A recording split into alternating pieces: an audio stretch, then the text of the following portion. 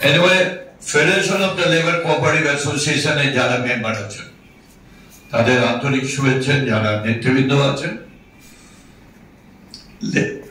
Cooperative আন্দোলনের কানাইদার কাছ থেকে অনেক শুনলাম এবং কিভাবে কোঅপারেটিভ আন্দোলনকে এগিয়ে নিয়ে যেতে হবে তার চেষ্টা করতাম। আমি নিজেও দীর্ঘদিন ধরে বিভিন্ন ভাবে সরকারি ভাবে বেসরকারি ভাবে বিভিন্ন দায়িত্ব নিয়ে কাজ করে আসছি।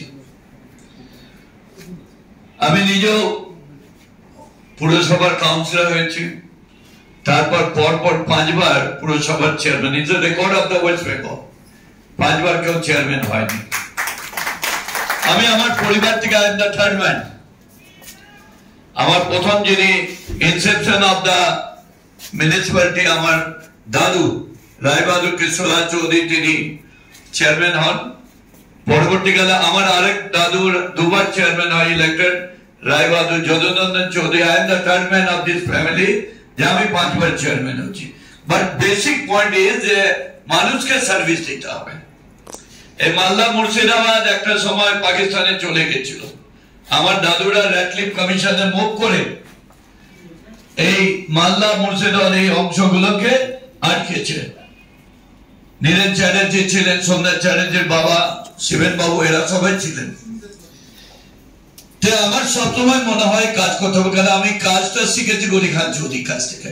গনিখান চৌধুরী আমার বাবার খুবই ক্লোজ ফ্রেন্ড ছিল। আমরা বাবা আর গনিখান চৌধুরী একসঙ্গে বহরমপুর কলেজে পড়তেন। আর বীরেন রায়, যিনি ওনার আগে অনেক আগে উনি এমএলএ ছিলেন, বাবার কাছে অনেক শুনেছি, দেখেছি ছোট।